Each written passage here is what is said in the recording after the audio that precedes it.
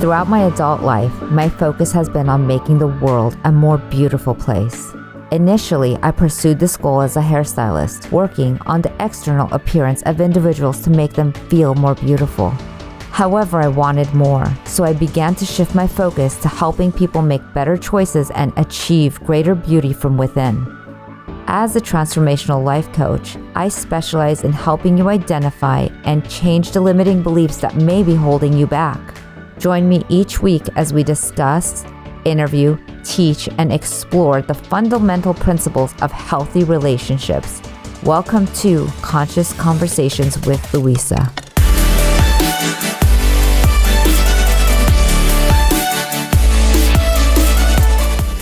In today's episode of Conscious Conversations with Louisa, I'm speaking with Rodney Allgood.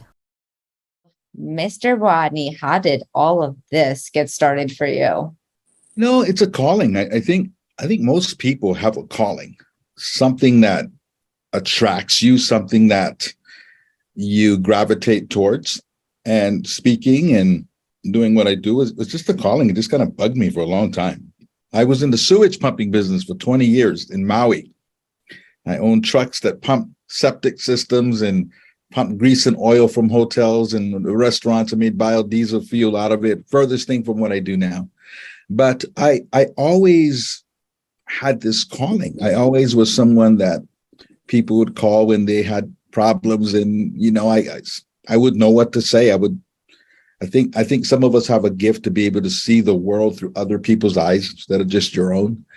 And I got divorced when I was 40.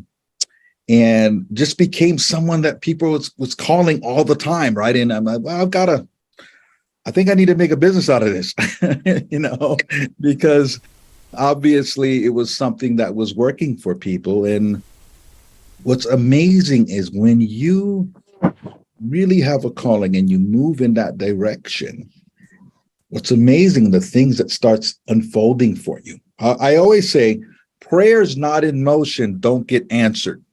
You got to be in motion, right? You need to know what you want, and you need to know why you want it. What people get stuck on is the how. They always want to know how. But when you start moving, even if you don't know how, then magically the people and opportunity and circumstances that will change your life start to appear. These weird synchronicities start happening. So it was 2011. And I said, I want to be a motivational speaker. I was involved with this network marketing company for a little bit, and I was one of the top people. So I was on stages a lot doing that. And I'm like, I'm really good at this. I want to do this, but I don't know how. I don't know the business. I don't know how to get paid. Just know I'm good at speaking to people from stage. So I'm living in Hawaii at the time, living in Honolulu. And I said, I'm going to go on the speaking bureau sites in Hawaii, and I'm going to find a speaker, and I'm going to somehow contact him. I'm going to see if I could take him to lunch. Maybe he could teach me the business. So I go on the speaking bureau sites, and I see the same speaker on 3 of the different sites. It's Wally Amos. Remember Famous Amos cookies? Well, in the 80s, he was huge. He had these cookie stores all in the malls like Mrs. Fields does today. And I think he won Entrepreneur of the Year with Ronald Reagan back in the day. But I always wanted to meet him because I always admired how he marketed his business back in the day. So I see Wally Amos. So I said, you know what? I'm going to find him on Facebook, and I'm going to send him a message to see if he'll go out to lunch with me. So I find him on Facebook. I send him a message. This is December 27, 2011. Send him a message on Facebook. And my mom has a doctor's appointment the next day. So I've got to take my mom to the doctor. And I take her to the doctor. I keep checking my phone to see if Wally had replied. He hadn't replied. I drop my mom off. I check my phone again. He hadn't replied. So I'm leaving my mom's complex. I take a left. I usually go right. I take a left. I take another left.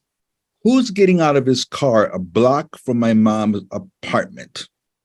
I looked to the side. I said, that's Wally Amos. This car is all stickered up, his face with a cookie on it. I said, that's Famous Amos. This is 24 hours later after I sent him this message. Now, I'm studying this DVD series that I bought, learning how to get paid speaking at high schools. I wanted to be a youth speaker back then. So I'm studying this DVD series, but I stopped my car, I walk across the street. I said, Mr. Amos, this is crazy. I sent you a message yesterday on Facebook saying I wanted to meet you. He goes, what's your name? I said, I'm Rodney. Rodney, you think this is crazy? Yeah, this is real crazy. It's not crazy at all, son. The universe is in perfect alignment. You're standing exactly where you should be standing. How can I help you? So I said, I want to be a motivational speaker. He goes, son, let me tell you, best advice I can give you is if you want to speak, speak. You got something to say it. Wherever you can say it and let it take its course. That was his advice. But we got along so well. We became fast friends. He was like an uncle I never had. We're going out to lunch. We're hanging out. I just love the guy. We barely talked about speaking. So about 3 weeks after meeting him, he calls me one morning. He goes, Rodney, what are you doing? I said, I just woke up. Man, put some clothes on, fix your hair. I'm picking you up. Where are we going? Well, I'm going to Farrington High School. I need to go speak to the kids. You coming with me? All right. So he picks me up. We go out to the high school. And he's doing this thing. I'm watching him do his thing. And halfway through his talk, he goes, and I brought a very special friend with me today. And just puts me on. No warning. No warning. So I just got up there and I did my thing, right? And the counselor, one of the counselors from this school says, you're really good. I'm in charge of a statewide program for alternative learning. And the whole state of Hawaii needs to hear you speak. And that's how I became a speaker. So like I said, you don't have to know the how. The how will show up. He's one of my dear friends today. And I have so many stories like that.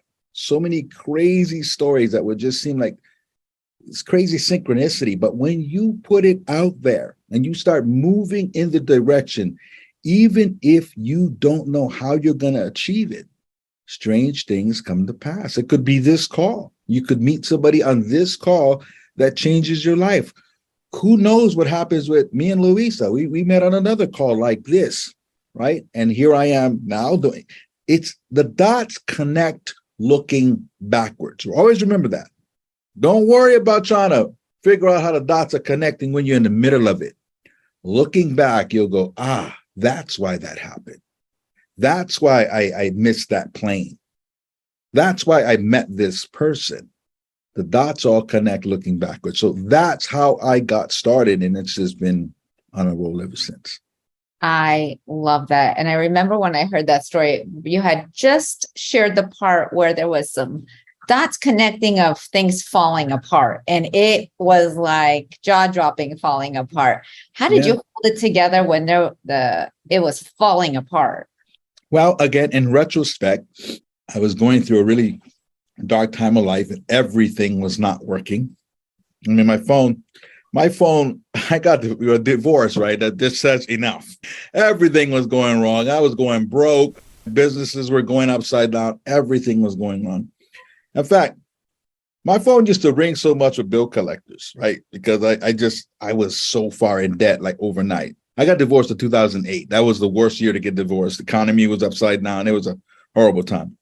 I was in the bank recently. Someone had the same ringtone that I had back in 2000, whatever year it was.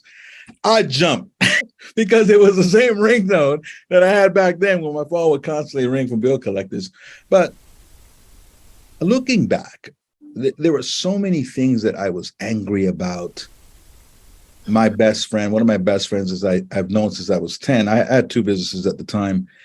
He worked for me for 13 years, never a hiccup, never an argument. I mean, we had a great one, but he becomes a competitor of mine when I'm going through my divorce, right? I lived on Maui. This business, the office was on Oahu. He ran it. Everybody thought he owned it, right?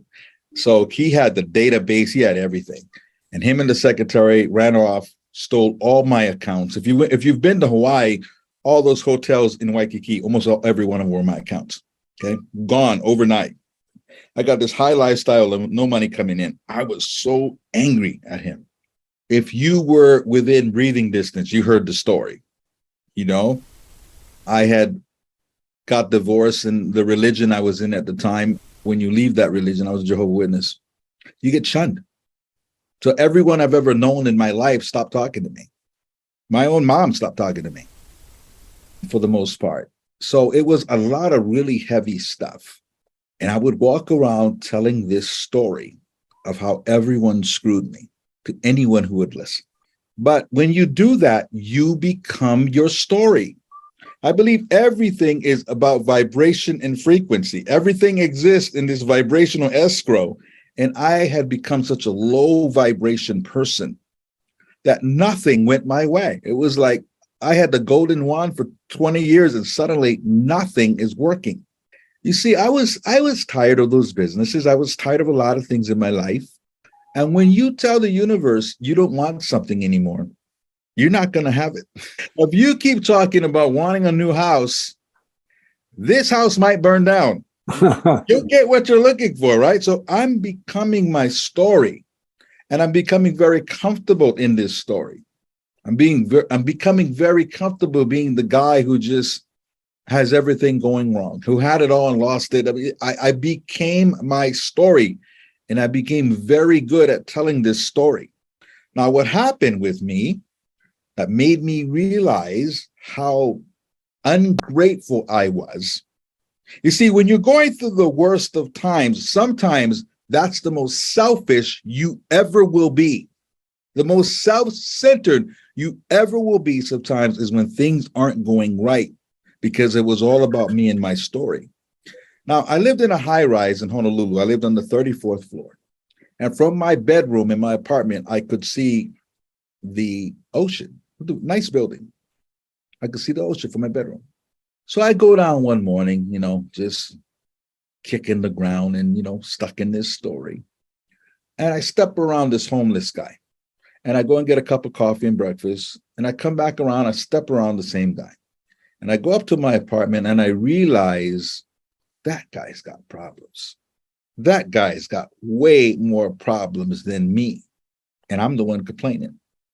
As I'm sitting on my bed looking out the ocean in Hawaii, and I looked at my life and I said, I probably got like 4 real problems. How many things are going right? How many things are going right in my body right this second for me to feel good? A couple of things go right in your physiology and you feel horrible. I'm healthy.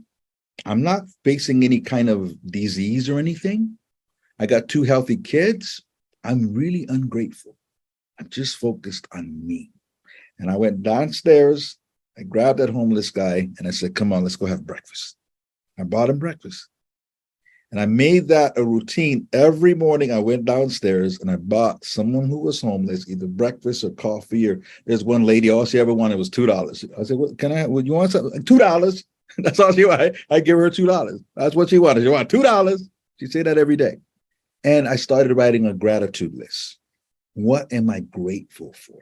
Oh, I'm grateful for this bed. I love my bed. Nice big California king. I love my bed. Oh, I love this cup of coffee. A lot of people in the world can't have a hot cup of coffee. A lot of people have got to walk 2 miles to bring back dirty water, the same water that animals drink and swim in, for their family to drink and bathe in and to drink from. That's not my life. I've got some challenges, but these challenges will pass. So I started writing a gratitude list, 3 to 5 things that I was grateful for every day. And that began to shift things. You see, I was so negative. I remember there was a maybe 10-day or 2-week period. My brakes in my car went out, which I couldn't afford to fix at the time. One of my employees, I fired him because he did something. No, I needed this one job really bad. It was a $15,000 project. I needed that $15,000. And my guys did something so stupid that I got fired off the job. And I needed that money. So I lost the money. I fired my employee. I lost that money I really needed. My secretary, my assistant, quit. I really needed her. We had some disagreement. She walked out on me. I got, Janelle, no. She walked out on me. What else happened? I bought a brand new, really expensive pressure washer for my business that I couldn't afford. It blew up on me the first night I used it. It blew up. I don't know what happened. It just exploded. Okay. That happened. And then the employee that I fired set my work van on fire. It burned the van. It burned the side of. Oh, and I also lost my office space. So I went and rented a storage facility where you could put an office in there because that's all I could afford. So, but I was sneaking my trucks back to my old office because I didn't have anywhere to put them. So I wasn't supposed to be there, but at night I'd sneak them over there and leave them there. And I don't think they knew it was there, but they knew it was there when it burned the whole side of the building and it burned the truck. And the police came to my apartment. It's like 11 at night. The security calls me down. They said, there's some police here to talk to you. So I came down and they said, oh, you Mr. Allgood? I said, yeah, what's up? Someone set your van on fire.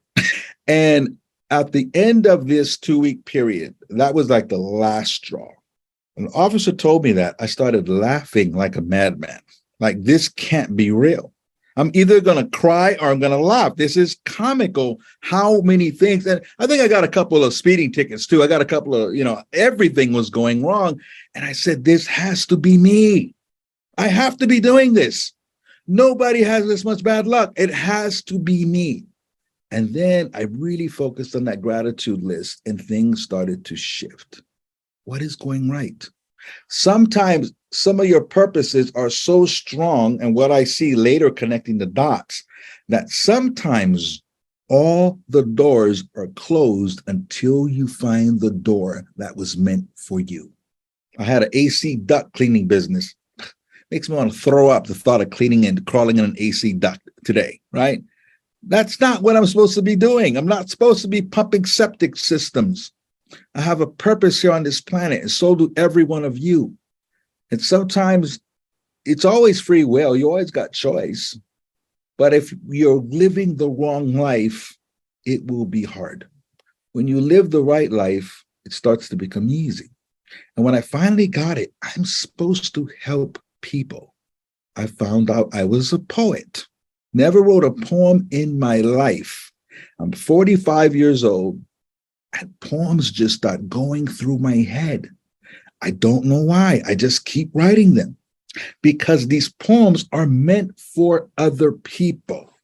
I was dealing with this religion, and I was so mad at the religion. I was so mad at what's happening to me, the shunning and my family and friends not talking to me.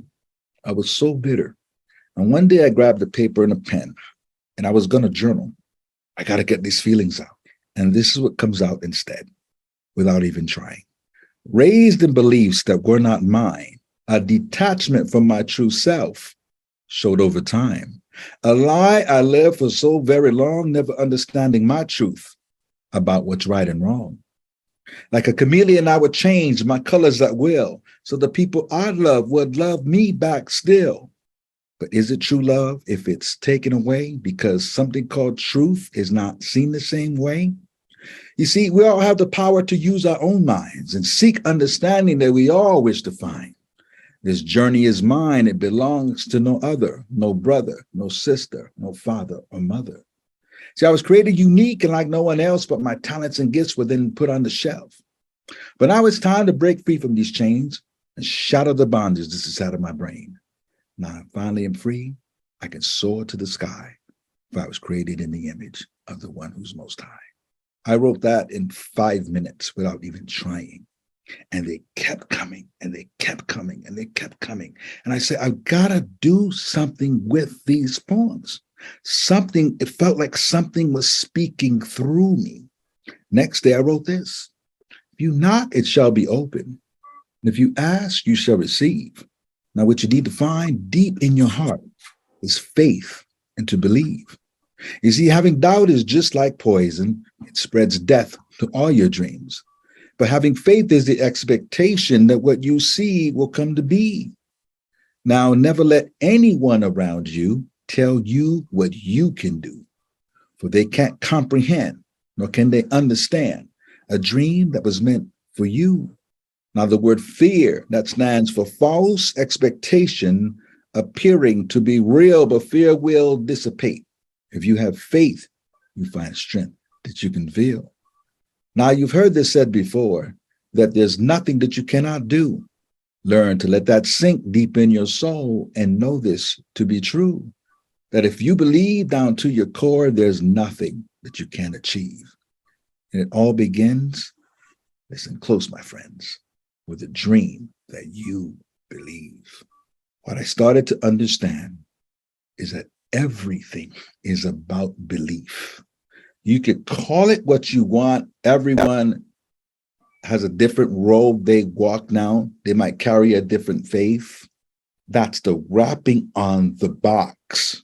What's in the box is belief itself. Call it what you must. When you believe, you create what you see. We are all very powerful creators, not just in the positive. When people think about manifesting, they always think about the positive things. You manifest the negative things too. It's not just a positive thing. You're always manifesting what you believe. You see, you have three components of your mind. You have the conscious, you have the subconscious, and you have what's called the creative or the super subconscious. That third component of your mind is there to make you correct about whatever you have taken in as a belief. So if you think you're not good enough, you're not good enough. If you think something's impossible, it's impossible. But when you've convinced yourself to believe something, even before it's in your physical reality, that third component of your mind, as I said earlier, will discover the people, opportunity, and circumstances to make you correct eventually about what you've taken in as truth. So when I said, I am going to do this, sick and tired of this life I've been living, I am going to find my way on stages, I am going to figure it out. And when I took action to reach out to Wally, the universe says, here's Wally. It's very simple. And now everyone knows why I love you as much as I do. It's so rewarding to hear I almost feel like, we're looking for breadcrumbs and we're just making loaves of bread because it's like, it's this loaf and it's that loaf. And you look back and you've made so many loaves of bread by picking up the breadcrumbs from each thing. And I love the knowing, follow your heart, knowing that there's something deep inside of you and you knew it all along and it just was going to materialize. I know there's a lot of people in here because I know a lot of them personally that you have absolutely impacted right now. So I see David's hands up. I'm going to let him start first to ask a question. And then I know everyone's going to want to jump in too. So, wow. Yes, David. Can you hear me? I hear you fine. Hey, thank you, Rodney. I loved listening to what you said, and I've done some reading, and I had a question for you because you did write something that I read about when you were a child listening to Casey Kasem and getting inspired by the words that he would say by keeping, keep your feet on the ground, but keep reaching for the stars. And I knew Casey and I know his children, so it really touched me. And what was really meaningful about that was what you read, or what I read about keeping yourself grounded is so important, and keeping yourself, having that higher purpose in life is so important, whatever you're doing, because if you do achieve success and you do reach out, you're still going to have that hole in you if you don't have something that is bigger than you, have a higher purpose. And that's the gratitude I think you've been talking about as well. Yeah. I think it's very important for people to find whatever spirituality means for them. Success can be a dangerous thing if you're not grounded. Right? Success can exacerbate things that you haven't dealt with because you have access, you have more money, you have more opportunity, and success is not to fill a hole. Success is to fill a purpose. So I'm going to give you what I think is the secret recipe for all of it. Number one, character. Number two, supreme confidence. So a lot of people want to equate confidence with conceit. It's not the same. What you need to offset that is an equal measure of humility. Character, confidence, and humility. Now, I study people who achieve success and who are beloved. See, not many people are very successful and internationally beloved. I had the chance in April to go to the Muhammad Ali Center in Louisville, Kentucky. It's 5 stories high. And I got it. I said, this man figured it out. He was supremely confident. We all know that. But he also had a sense of humility. Now, what is humility? Humility is not downplaying yourself. Humility is when you see the greatness in others, when you see what other people bring to the table, when you love people, when you don't put yourself above them. I'm going to show you, I'm going to put this in front of the camera, and I'm going to show you a clip of Muhammad Ali in 1980. He's the most famous man in the world. And he's just walking down the street in Miami. No bodyguards. Watch this. Where are you from? Where are you from? Hey, jump someone over here, please. Where are you from? Argentina. Where are you from? From Pakistan. Pakistan.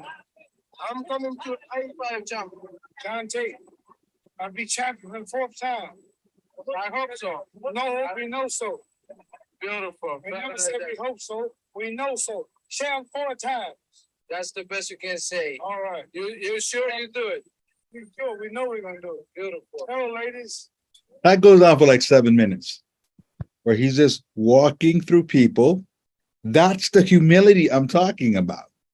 Confidence. The person asks him, "You think you're gonna do it?" He goes, "No, I know so." You never say you hope. I know. We know we're gonna do it. Confidence and humility and character, where you stand for something. If you can have an equal measure of those 3 things, you are showing that you know it's not about you. What keeps us from being conceited is the knowledge that it's not about us. We're merely conduits of the gift that we're carrying. And we have an obligation to share the gift. We have an obligation. If you're giving something, we have an obligation to give it. Here's another poem for you. It's called The Gift. It goes like this. There's a gift that dwells inside of you, bestowed by the universe. Your purpose dwells within your heart, for it was given to you at birth. Your worth is not in question, but doubt won't let you see the greatness that resides inside of you. It's your belief that sets it free. This gift is not for you. Your gift is for us all. So consider it as selfishness if you don't heed your call. This life that we are blessed to live is not merely to exist. So it's time to change your point of view, so take time to ponder this. Imagine yourself old. Your life is in review. Will you be filled with regret of the things you did not do? Will you have an empty feeling as you sit and stare, knowing that you will leave this earth with a gift you failed to share? So live to leave a legacy, and always remember this, that you are one of a kind and that you were born to shine, and your purpose is your gift. Hey, Rodney. Amazing. Rodney, Yes. I'll give you a small world. 1962, I was Wally Amos's secretary at the William Morris Agency. Oh, okay. All right. And I've known Wally for 60 years. Wow. But I love your poetry. I love your poetry. Thank you so much. Wow. Dexter, I'm going to mention him next time I talk to him. Yeah, please do. Please do. He's still over in Maui? He's in Oahu. Oahu, yeah. No, I haven't seen him from several years. He used to come here and speak down at the church over in Santa Monica. Okay, gotcha. Yeah. Wow, he's totally cool. I've known him through the whole cookie thing, everything. He's had his ups and downs as well. Yeah, absolutely. He takes it with grace, all of it. He takes it with grace. No, he's fabulous. Anyway, I love your poetry. It's Thank fantastic. Can I share another manifesting story? Please do. It was like 2012, maybe. I'm walking out of a Kinko's printing store, and I see this beautiful girl walking in. I've seen her around town before in Maui. And I said hello. And she says hello. And we get into a conversation. And I'm like, oh, I think she likes me. So we exchanged numbers and we ended up dating. But I had moved to Honolulu at this time. So it was mostly on the phone. And she said, Rodney, I've got a humanitarian project I'm working on. And you know who I need to put it in front of? I said, who? Oprah Winfrey. I said, well, how are you going to get this from Oprah? Everybody want to meet Oprah. I don't know. I'm a strong manifester. Things usually happen when I think on it enough. Okay. She keeps talking about Oprah. One day I'm on Facebook, and when I lived on Maui, I used to work for a modeling agency. My former agent, her name is Cynthia. Cynthia puts on Facebook, hey, everyone, I need some help. I need an African-American girl about 5'8" for a modeling gig, because there's barely any Black girls on Maui. So she didn't have a girl like that on her catalog. So I see this message. I text her, I go, Cynthia, I got your girl. She's 5'8". She goes, really? Send me a picture. So I sent her a picture. Go, oh my God, she's perfect. Can you send her in? Her name was Shaka. So I call Shaka at work. I say, hey, when you get done work, go on and see my girl Cynthia. She might have a modeling gig for you. So she goes, interviews for it. Week later, she gets the gig. She goes, Rodney, the gig is for O Magazine and Oprah Winfrey. She ended up at Entertainment Tonight with Oprah. This is Oprah introducing her to the world.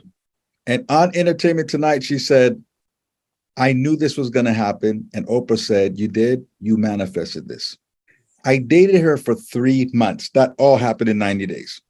She stayed at Oprah's house. Oprah owns a big house in Maui. You can't get there. It's all gated up. She stayed at Oprah's house for 2 days. She didn't just meet her. She stayed at Oprah's house for 2 days. So what it is, when Oprah does her shoots for her magazine, because all the pictures are her, she gets somebody who's the same height. She puts this wig on, and this person sits through all the settings. Oprah doesn't like to sit through that. So she puts the outfits on and sits through all the things for Oprah. So she was Oprah's body double for her magazine shoot. So my favorite line is, how much more proof do we need? yeah. I literally wake up and every day I'm like, how much more proof do we need? Yeah. Did anyone see that? It was on TV. This was years ago, but they were on a whole bunch of shows about this kid who was blind. He had fake eyes, and he would click. He would feel the vibration off of stuff, and it looked like he could see. Anybody remember seeing this kid? Little black kid. Anyway, because this is the ultimate story. All right. So I was involved in this network marketing company in 2006. And me and my ex-wife, we got to the top of the company. We're the 9th highest earners in the entire company, real quick. And they had a convention at the Venetian Hotel. And they didn't use me to speak. And I'm kind of bummed because, again, I like speaking, right? And usually the top people get a speaking piece. And they didn't use me. So I told my whole group, I said, I'm going to show you how this manifesting stuff works. Check this out. And that's when The Secret was big, you know. And I said, I just got done watching the movie The Secret. Let me show you how this works. Watch me have a keynote at the next convention. Not just a part, I'm have a keynote. I got 10,000 people in my group. I told everybody this. So a year goes by, the next convention is going up, you know, being planned, and us leaders find out the program before everybody else, and I'm not on it after I told everybody that. Okay. Now reverse back a couple of months before. I had watched the CBS Evening News, and Katie Couric goes, when we come back from break, we have the story of this blind kid with fake eyes. He clicks, he feels the vibration of stuff, and it looks like he can see. They showed a little trailer, and I said, I'm going to TiVo that. I'm going to record that. Mind you, I've never recorded anything. I don't know how to do it. During commercial, I figure out how to record this because it just looks amazing. So it plays. He's walking home from school with his friends. He's not banging. He doesn't use a stick. He's not banging anything. He's rollerblading. He jumps over the curb. Somehow he knows what a curb is.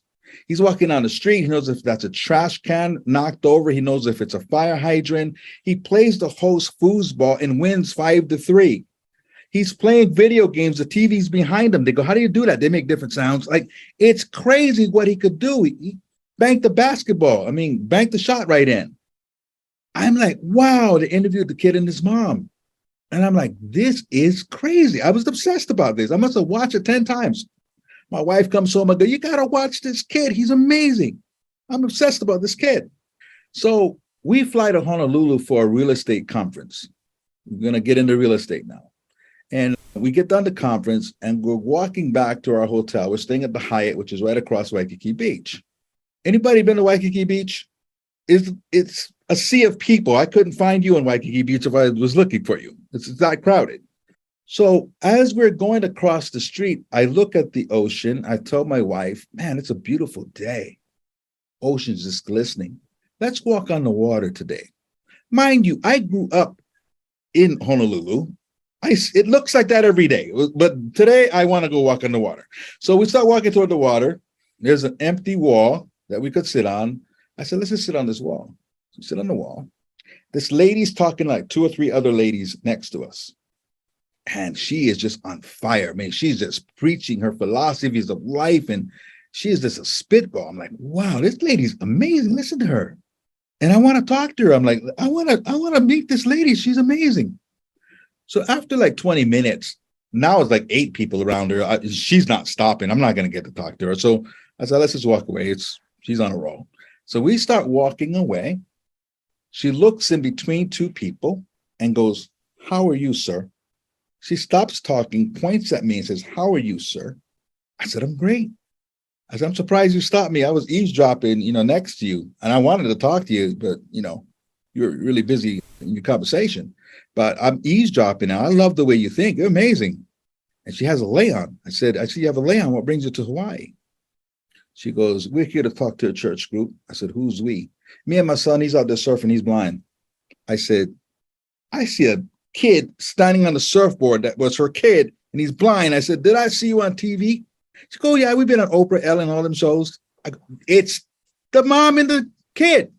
So we become friends. She gave me her phone number. We become friends. I enroll her into my network marketing company. I called the owners of the company who were here in Vegas. I live in Vegas now. I said, I need to talk to you. They go, when? I said, tomorrow. I'm catching a plane and we need to sit down. So I catch a plane. They go, okay, what's up, Rodney? She gave me the DVD from the evening news. I said, put that in. They put it in. Their mouths just go. They said, you know these people? I said, I signed them up last week. They're like, what? I say, hey, guess what y'all gonna do for me?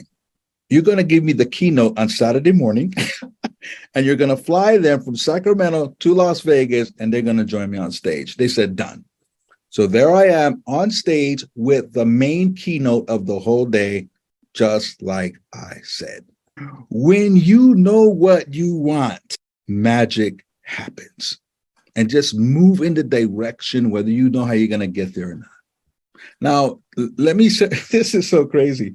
Last year in July, I was on the board of a nonprofit called Unsilenced Voices. It's to help for battered women.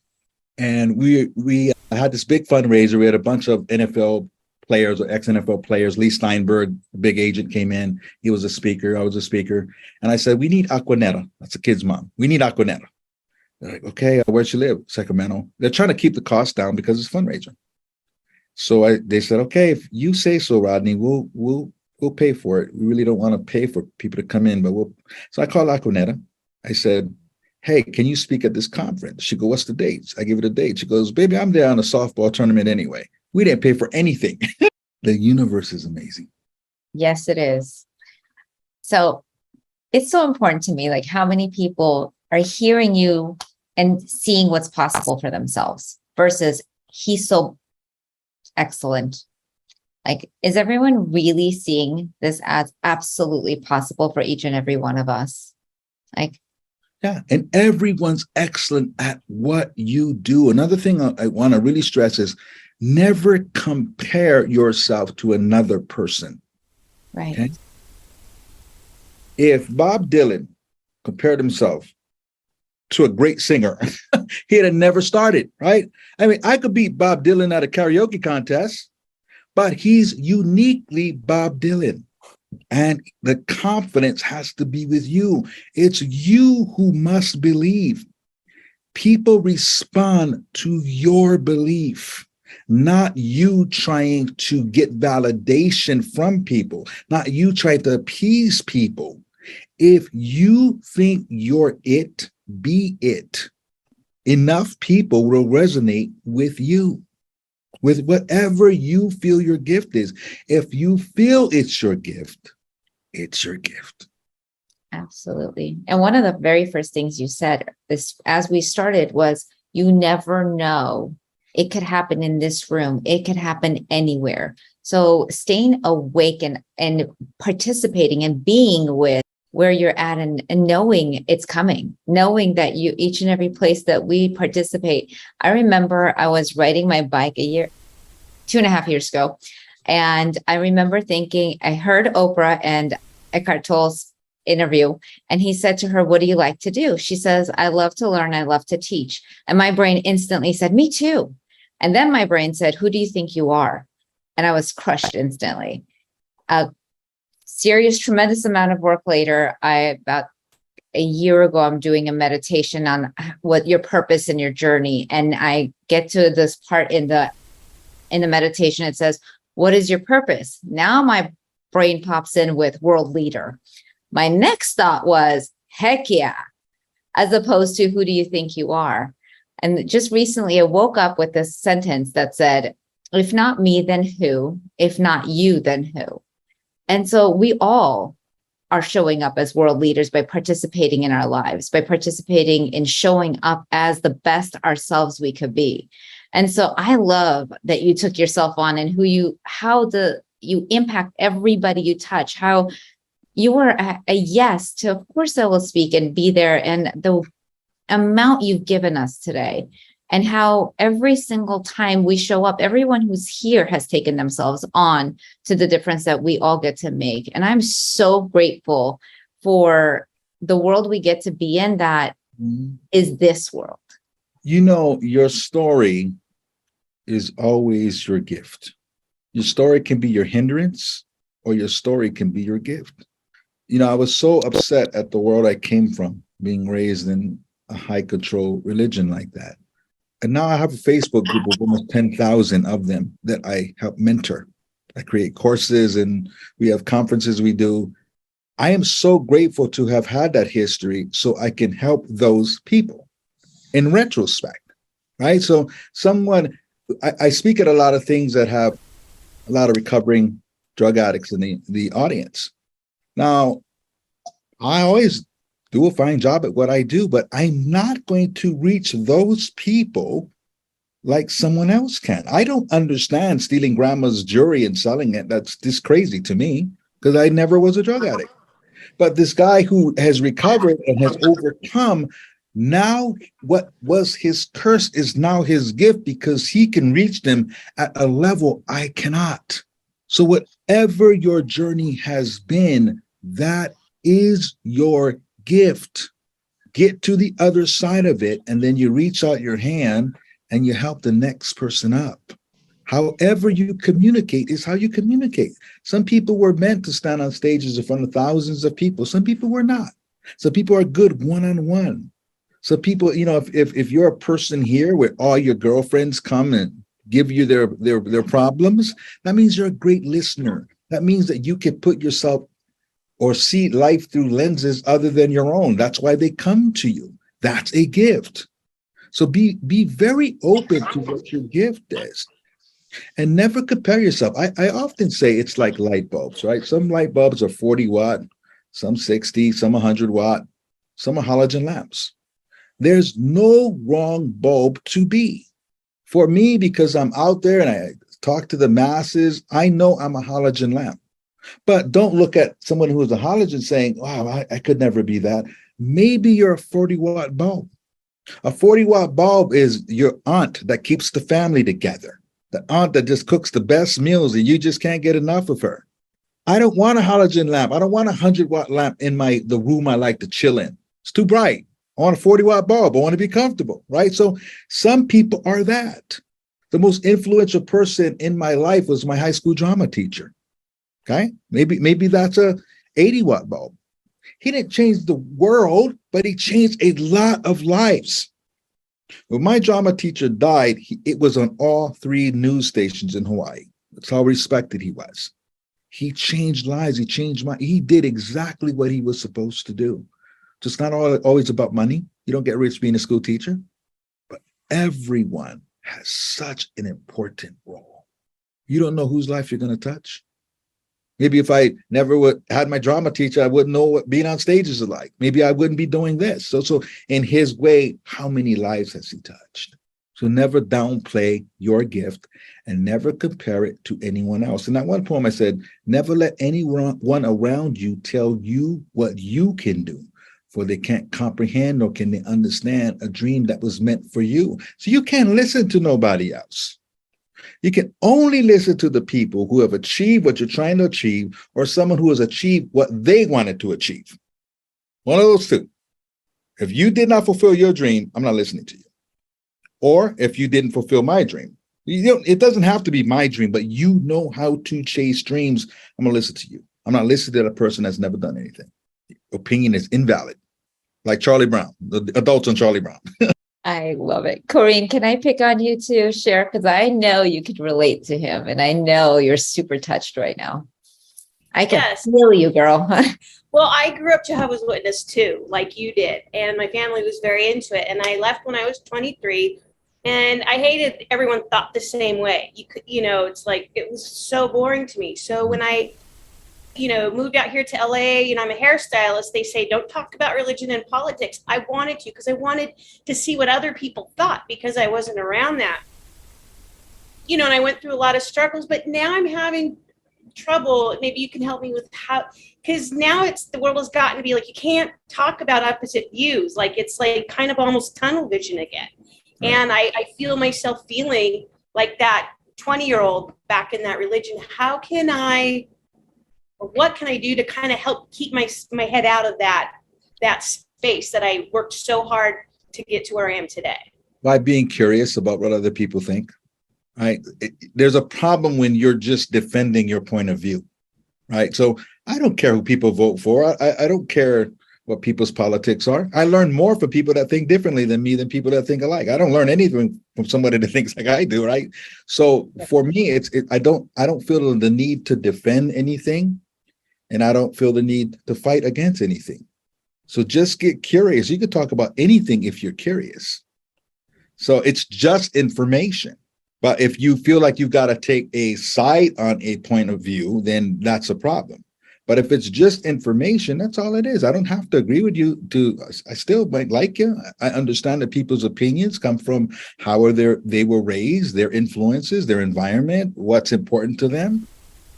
But I learn more from people that think differently. Doesn't mean I got to agree with everything, and it's okay. That's the beauty of us being human beings, is we can be different, and we need to be different. Yes. And I don't necessarily want to defend my viewpoints. It's just a lot of times I get frustrated because I can't say what, my viewpoints, because I know they're so opposite, because it doesn't matter to me what they think. I just like to listen to them. So just get curious. And it's easy to talk to anyone if you're curious to learn. Some people are curious to push their point of view. I just stay curious to learn. Oh, and what's your Facebook group? Look for Empowered XJWs or Empowered Minds, Empowered XJWs. Okay. We have a conference coming up in Orlando, Florida, in November. So keep that in mind. Okay. Thank you. Anyone else want to have questions and would like to share? Like what showed up for you through the amazing Mr. Allgood? We've got shy ones in the house today. I think he's answered a lot of questions. One thing I want to share is what I've come to understand is one of the biggest issues that anyone has that's struggling is normally based on a lack of self-love. If there's one thing I think we really need to focus on, is on loving ourselves, not allowing ourselves to say anything about ourselves that we wouldn't allow our children to say out loud about themselves. So many of us have self-talk that is so negative, it's so biting, and we allow it. But if our children said the same thing out loud about themselves, we would correct them, and we'd adjust them, and we make sure that they saw what was awesome about them. So why aren't we in the same category as our own children? Keep that in mind. Put yourself in the same category you would your own children, and never violate that. Never beat yourself up. If you make a mistake, if you fall short, learn the lesson that comes with it, dust yourself off, and keep it moving. Beating yourself up does nothing for you. I ask this question all the time. And I ask this question, who's the most famous baseball player who ever lived? Somebody say something. Somebody, Who is it? always Babe Ruth. Babe Ruth. I get the same answer. I've got the same answer 1,000 times. When he retired, he held the home run record, 714 home runs. Now, when Babe Ruth retired, can you name the player who held the strikeout record? Babe Ruth. His name was Babe Ruth. He simply swung the bat more often, and he swung it hard. He failed more than anyone else of his time. Kobe Bryant holds the record for the most missed shots ever in the NBA. You gotta swing the bat. I'd rather go down swinging than taking strikes, just holding the bat, not wanting to look silly. We're always worried about other people. Successful people fail far more than unsuccessful people. Swing the bat. Be good to yourselves. See what's great about you and acknowledge it. There's nothing wrong with that, as long as you see what's great about the person next to you too. So beautiful. Christine, yes, I see your hand is up. I love this man. I love this man. So I met Rodney last year. I'm also an ex-JW. I left when I was 16, and I was stuck for over 40 years because I could not figure out how to get out of the negative mindset, and I was planning my demise that year. And I got a message from Rodney, I can help you. And I was like, well, if you think you can help me, I'm all ears. And I deprogrammed last summer. And the best piece of advice that he gave me, don't worry about the how.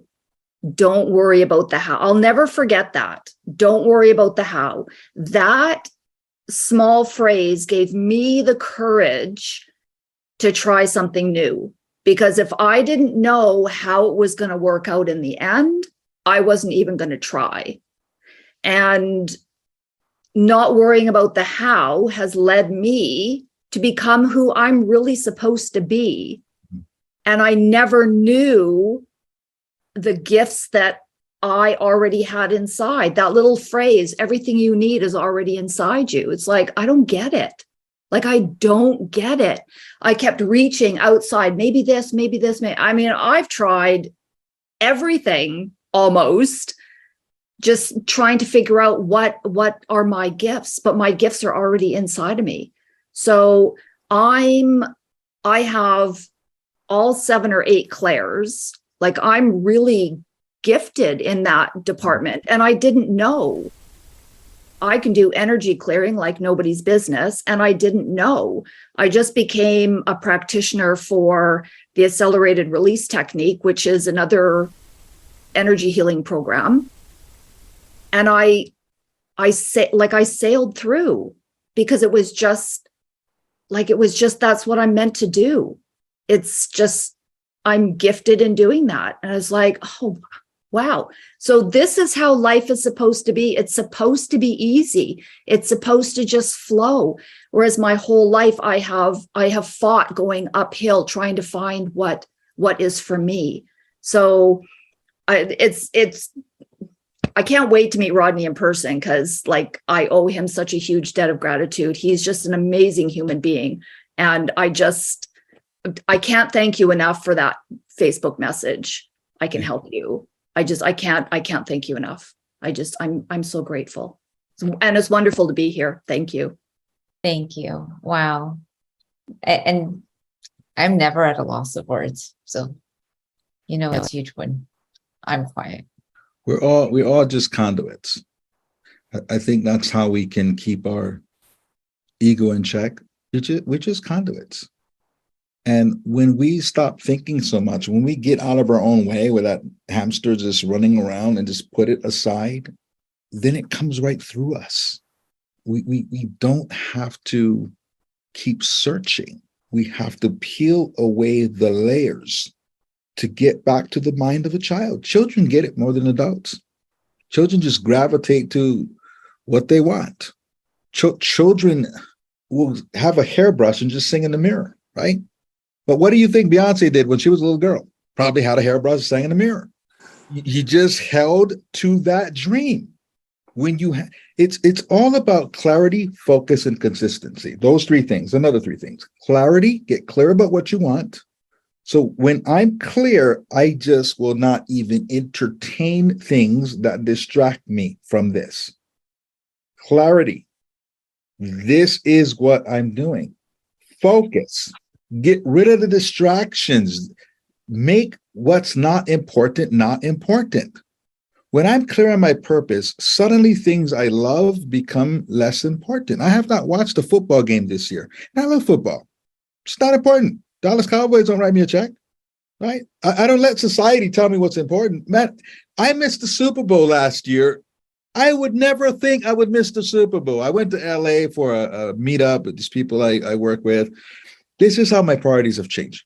I was invited to a Super Bowl party with Lee Steinberg, who they made Jerry Maguire off of because we spoke together. It cost thousands of dollars to go to this Super Bowl party at the Sony Studios in Hollywood, okay? I have a free ticket to go to this party with all these stars and stuff, but I was having a meetup with these ex-Jehovah's Witnesses in Los Angeles, a little meetup for them to have fun. So my original plan was I'm going to spend like an hour and a half with these guys, and then 4 miles up the road, I'm going to this party. I'm not missing this party. But I'm having so much fun with these guys, I never made the party. And then I got invited to some cool Super Bowl, because the Super Bowl was in LA. I got invited to some cool Super Bowl parties the day of the Super Bowl. And I'm like, and I caught the bus to Los Angeles. I'm catching the bus back. I didn't know who won the Super Bowl to 8:30 at night. Because my priorities have shifted. I don't let society tell me what's important. What's really important about that? Next year's another game. Next year's another game. I don't care who won 3 years ago, right? I made something so big. I can't miss the Super Bowl. Yeah, I can. I got other things to do. So focus. I'm focused on this one thing. This is what's important. All this other stuff's not. We don't care. 2 weeks out of the Super Bowl, we don't care. I'll watch all the commercials on YouTube when I get back, okay? And then consistency. You gotta be consistent. It's like going to the gym. Some people join the gym January 1st. They go hard for 3 weeks and they don't go for another 2 weeks. They go hard for another week, don't go for a month, go for like 2 more days. And they do that for a year and then, gym don't work for me. I just don't have the body for it. No, you're not consistent, right? The other guy, I went for a year too. Look at you, look at me. We both went for a year. It works for you, it doesn't work for me. No, you're not consistent. Everything about us is a reflection of our habits, rituals, and routines, period. So figure out what's important and consistently do those things regardless of what's going on around you. Yes. And that is exactly like, then you look back and go, look what I've accomplished. Because that's exactly how it is. I don't know how. Don't worry about the how. I love that line.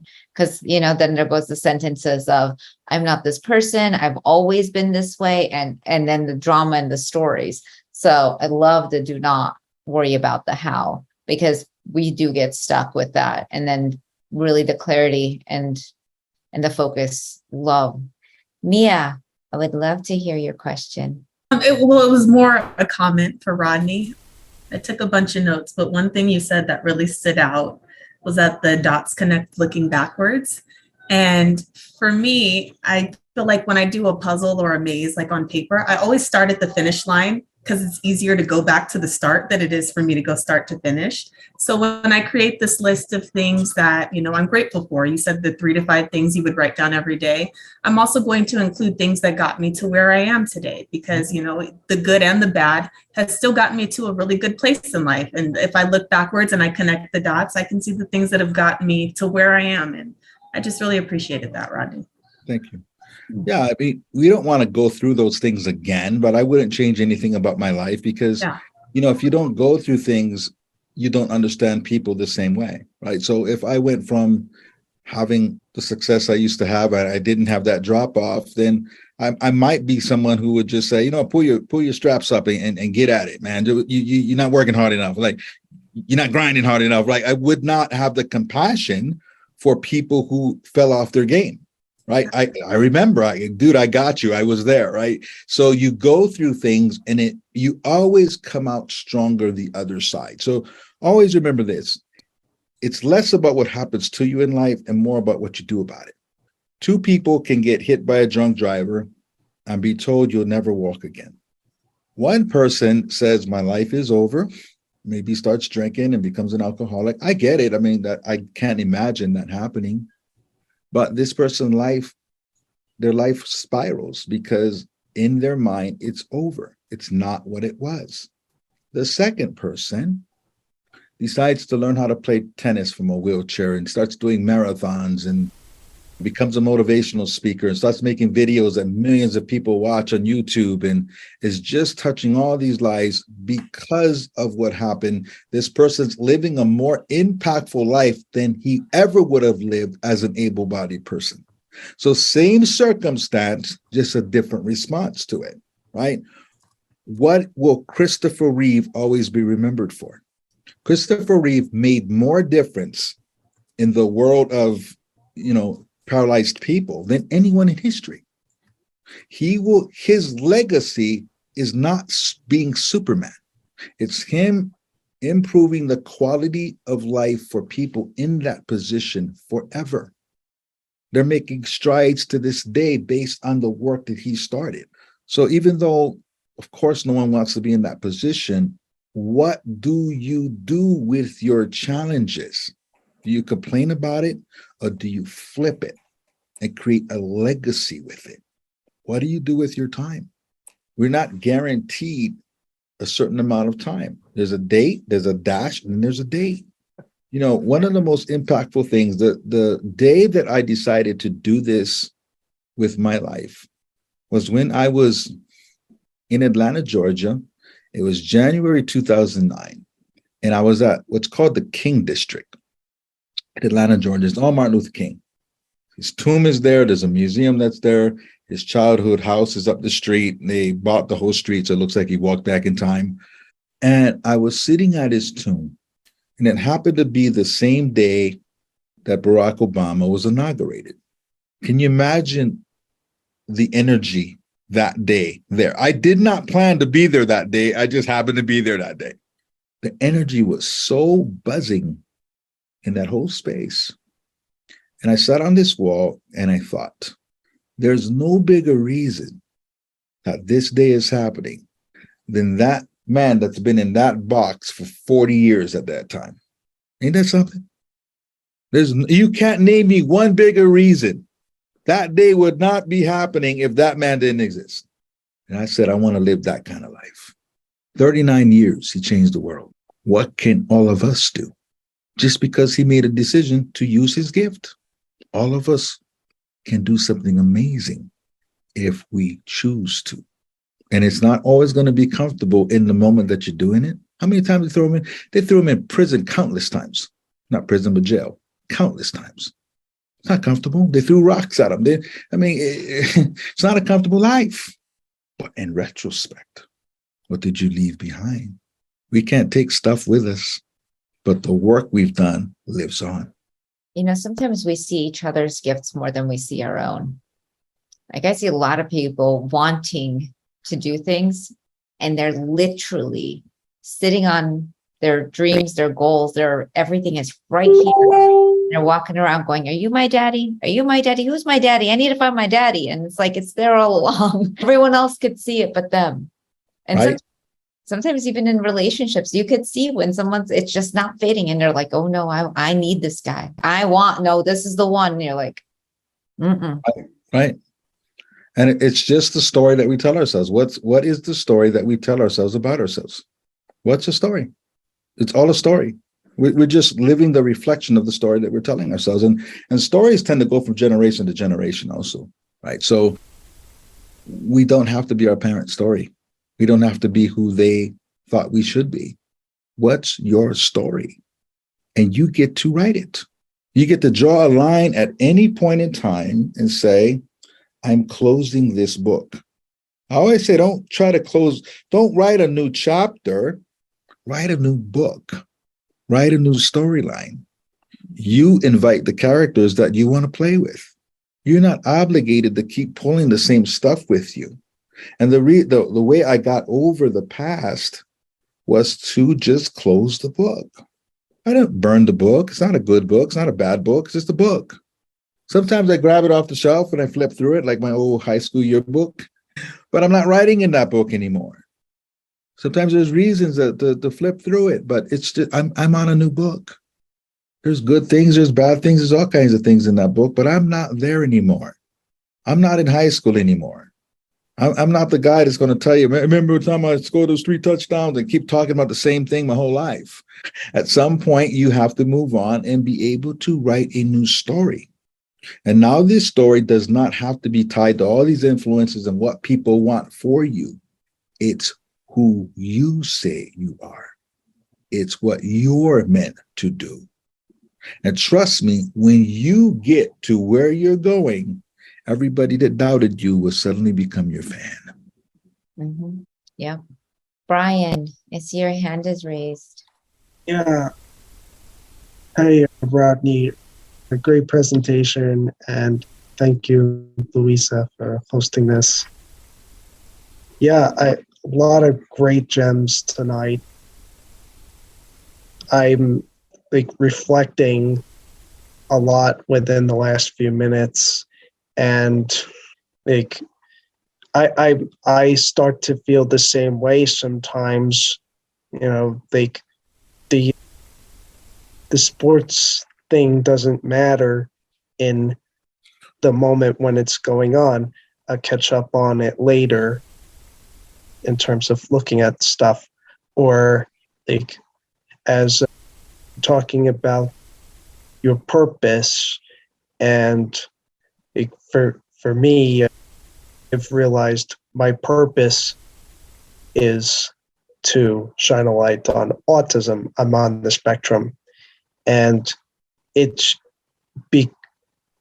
took me a long time to just to fully embrace it. I mean, I was diagnosed when I was 4, and I didn't know until I was almost 16. But as an adult, I used to go through periods where I was like, why is it that I don't communicate like everybody else? But then it became, well, I'm just uniquely me, and people could take it or leave it. And I mean, there are still tests that I go through these days, especially at home, as I evolve, because I'm often behind the scenes and I'm often on my devices connecting with people. But it's not always just on social, it's on audio too, or Zoom calls. So it's just remembering the purpose and just keep pushing forward to connect with people and to serve the purpose and leave a legacy. And for me, I'd like to be able to be of help to pave the way for more opportunities for future children on the spectrum. So that's what I wanted to comment with. And that's you who's going to do that. You have an opportunity to inspire like most people could never. You're an inspiration just right now listening to you speak. So for you to understand that you actually have a gift to reach people I could never reach, the rest of us here could never reach. And when you can come through something and have your light shining as bright as it's shining right now, and you come through something, you inspire people like you can't even imagine. Because that's what moves people. People aren't moved by people who seem like they never had a challenge. I don't want to read a book by Paris Hilton, right? I mean, really, when I was born so rich, I don't know what to do with all this money, right? Like the decisions I've got to make with so much money. No one wants to read that. People want to hear from people who overcame something, who never quit. Like the kid that was blind, right? I mean, he inspired millions. He's been on so many TV shows because of his challenge, and he found a way over his challenge. So this kid found a way to click and see things with sound. You're finding a way to do it your way. Because how many people come up that lane that have your attitude? Not many. Like, you're the first one I've met that want to inspire people in that realm. You're the first one. You are the original. You are the creator. You get to create something that's never been, right? Like for me, looking at my challenges of, the way I was raised in a high control religion, well, I do something that's quite unique now, right? I moved to Vegas to just speak on the strip with 5 billion other motivational speakers. That's not special. That's not special being at, some IBM corporation meeting, being the speaker. That's not special. There's 1,000 other people that could do that. But when we take what has challenged us and we champion over that, now we have the ability to touch the masses and to inspire the masses. So, Brian, you start telling yourself that story. You are a one of a kind. Like the end of that poem, you're one of a kind, and you were born to shine. And your purpose is your gift. So many times what seems like the curse is actually your gift, because only you can touch them the way you're going to touch them. I can't do it. Louisa can't do it. So the world is waiting for you. Tell yourself that story. So powerful. So, so powerful. And we're all have our gifts. Yeah. So what happens if someone isn't clear on what their gift is? The answer is always inside. In that poem, I said it was given to you at birth. Meditation is a very important part of my life. Answers come up for me in meditation. You got to spend time with yourself. You got to allow the voice from within to come out. It's trying to come out. It's trying its best to come out. But we let all the noise distract us. And that's why I say it's very important to start to quiet down the noise. Meditation, be with you. You'll start to hear that inner voice. You start to hear that calling to do what it is you do. It's doubt that is just pushing that down. I think most of us have an inkling. We just need to spend more time with ourselves, and we need to quiet out everyone else. What everyone else says doesn't matter. Absolutely. One of the things I realized last week, I got to meet up with a girlfriend who I hadn't seen since 8th grade. We were friends from 6th, 7th, and 8th grade. And when I thought I was the fugly little girl, not just ugly, but fugly little girl at the time. And I'm telling her a story and I'm super excited about it. And she looks at me and she goes, "This is the girl I remember." And I'm like, I didn't know that. I really didn't know that. I remember being so paralyzingly afraid of the world. And I have, thank God, outgrown what I thought that was me. And as I was sharing, she's like, "This is the girl I remember." And it was so heartwarming to know that I've always been me. And I get to continue being me. And we all like, and it's not, I used to be thinking it was embarrassing to be excited about who I was. And now I'm like, I've entered the room. Let's have fun. Yeah. There's nothing wrong with that. I think that's a really self-limiting story that people tell themselves, that they just feel like they've got to play down. And they can't just be this bright light that you're supposed to be. No, you're supposed to be a bright light. We're supposed to enjoy everyone's light. It's like going out on the strip in Vegas, is all these different color lights doing different things, shining as brightly as they should shine. And you should never, ever shy away from that. Be the best you can be and see it. Right.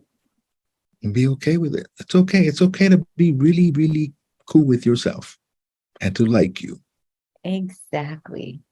Thank you so very much. This has been a magical evening. And everyone got to celebrate quite the birthdays in here, and lots of birthing happening. I know there's dreams, there's visions, there's downloads. Amazing, amazing magic got to happen in here today. And thank you for being the source of that. And thank you for having me. This has been a wonderful session. Thank you. Thank you for being a world changer. You're really out there changing lives and globally. So everyone, Thank you. Thank you. Thank you all.